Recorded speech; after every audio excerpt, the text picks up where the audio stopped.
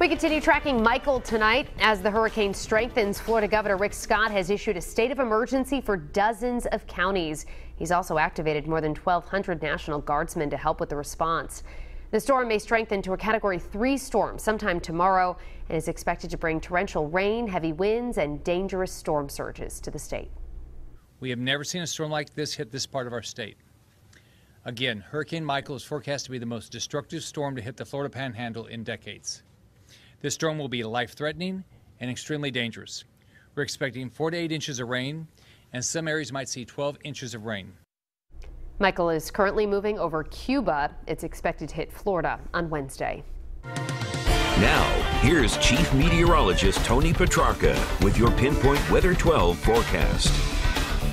Well, if you have friends and family or even property in Florida, in terms of wind and surge, this is a West Coast concern, Gulf side, and especially, as you heard the governor mention, the Florida Panhandle. Now, I've noticed in the last couple of hours on the satellite imagery, this thing unfortunately looks like it's really ready to take off, getting better organized on the satellite photo. Category 1 storm, winds of 85, but anticipated to get stronger. And of course, no surprise here from the Panhandle all the way down to Tampa. Watch and warning have been issued as the storm will eventually move north and northeast and intensify over warm Gulf waters. We'll take a look at, you heard the governor talk about the storm surge, and quite simply, when you're on the right-hand side of the hurricane, you tend to be on the side that has the strongest, in other words, onshore winds. So quite simply, with the counterclockwise wind flow, these powerful onshore winds are just pushing ocean water towards the coastline. And this particular part of Florida is called the Big Bend. So the geography of this coastline, along with the storm surge, is the reason why water levels from the ocean may be as high as 7 to 12 feet when it makes landfall. That's a Category 3 hurricane near the Panhandle, or over the Panhandle, by Wednesday morning and Wednesday afternoon.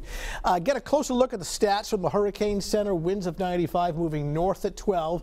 And what does it mean for New England? Well, it makes landfall midweek on Wednesday in the Florida Panhandle, passing over Georgia, passing over the Carolinas, which obviously are still soaked from the previous Hurricane Florence, and then passing well south of New England as a tropical storm by Friday. Now, this is far enough offshore so that wind probably not an issue, but we may get grazed with some heavy rain briefly.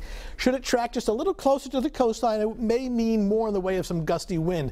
Let me show you the probability of tropical storm force winds. In other words, winds of 40 miles per hour or higher. As the storm passes offshore, look at the probabilities. They're actually fairly low. I mean, only 10 to 15% probability of getting tropical storm force winds over the islands, only a 2% chance in Providence. So the thrust of the strongest winds as a tropical storm should remain offshore, maybe getting grazed with a little bit of rain on Friday morning. Now, it wouldn't take much of a jog to the north to get things kind of windy and squally around here, so something that we'll want to keep a close eye on. But this particular forecast track from the Hurricane Center would be better news for us in terms of rain and wind. But again, we'll watch the Friday time frame very closely. Meanwhile, low clouds, fog, and drizzle. Temperatures only in the upper 50s. You can see the visibility dropping off in some areas. So tracking a warm front, which will bring actually warmer weather come tomorrow afternoon through Thursday.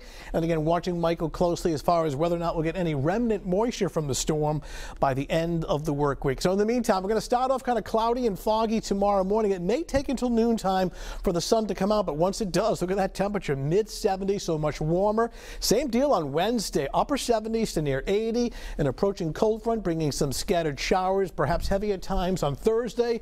And then Friday morning hinges on whether or not we get any remnant moisture from the storm, so stay tuned.